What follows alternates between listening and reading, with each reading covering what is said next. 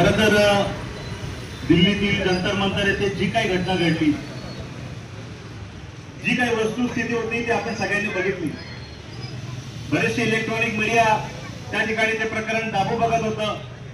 जी वस्तुस्थिती आहे ते लपू पाहत होतं. आता काही इलेक्ट्रॉनिक मीडिया ही मोदीला विकाऊ झालेली आहे, विकलेली आहे. सगळ्याच इलेक्ट्रॉनिक मीडियाबद्दल बोलत नाही, पण तिथे असलेल्या विद्यार्थ्यांनी मात्र ज्या काही व्हिडिओज काढल्या, आणि इलेक्ट्रॉनिक मीडियापेक्षा सध्या सर्वात जास्त मोठी असणारी ताकद म्हणजे सोशल मीडिया. त्या सोशल मीडियाच्या माध्यमातून आपण सर्वांनी तिथली वस्तुस्थिती बघितली. काय चूक होती त्या विद्यार्थ्यांची?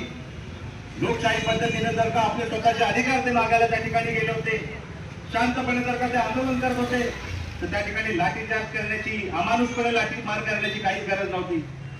परंतु तिथे वस्तुस्थिती अशी एक झाली की ज्या वेळेला जनता हळूहळू देशाच्या कानाकोपऱ्यातून सगळे लोक जमायला लागले, त्यावेळेला कुठेतरी असं वाटतं का आता देश आता जागा होतो. आणि खरंच वस्तुस्थिती ती आहे, देश आता जागा झालेला आहे. कारण जो अमानुष लाठीमार त्यांनी केला, जे मास्टरमाइंड कोणी होते, खरं तर त्यांचं खरं रूप आता जनतेने बघितलं.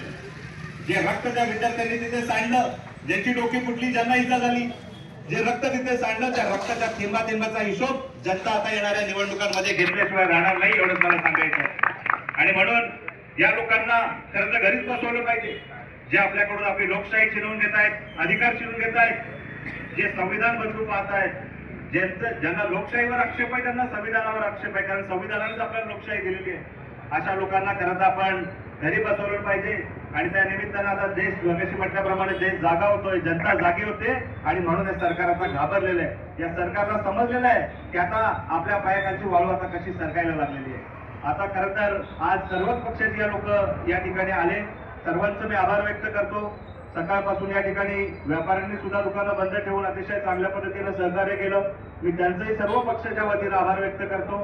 त्या ठिकाणी आमचे पत्रकार मित्र सुद्धा सकाळपासून आहेत, भर पावसामध्ये आहेत.